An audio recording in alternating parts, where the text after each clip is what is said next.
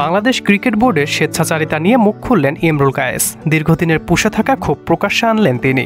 বিসিবির প্রতি মারাত্মক অভিযোগ তুলেছেন এই ওপেনার। স্পষ্টই বললেন, বোর্ড কর্মকর্তারা অনেক খেলোয়াড়ের ক্যারিয়ার নষ্ট করেছে। ইমরুল কায়েসের ক্যারিয়ারের শুরুটা ছিল আশা জাগা নিয়ে, কিন্তু দলে থিতু হতে পারেননি কখনোই। আসা যাওয়ার মাঝে ছিল তার ক্যারিয়ার। কখনো কখনো পারফরমেন্স পক্ষে কথা না বললেও কখনো আবার ভালো করে ঠাঁই পাননি দলে। হালের লিটন সৌম্যদের মতো সুযোগ মেলেনি তার কখনোই।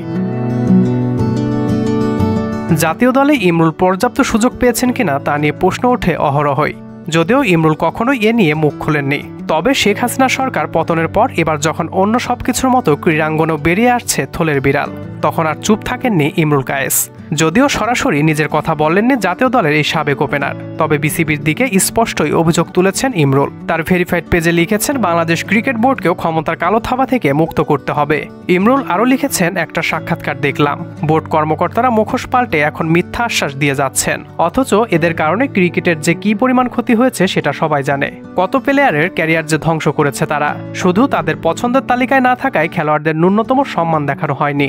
এরপর ইমরুল বোর্ড কর্তাদের পদত্যাগের অনুরোধ জানিয়ে লিখেছেন, আপনারা যথেষ্ট করেছেন, দেশের ক্রিকেটকে দেয়ার আপনাদের আর কিছুই নেই। তারুণ্যের হাতে ছেড়ে দিন ক্রিকেটের ভবিষ্যৎ, তারাই এগিয়ে নিয়ে যাবে, আর তাদের হাত ধরে আসবে বড় সাফল্য, যেখানে মাথা উঁচু করে থাকবে বাংলাদেশ ক্রিকেট। এসবের মাধ্যমে নিজের মনের ক্ষোভ প্রকাশ করেছেন ইমরুল কায়েস।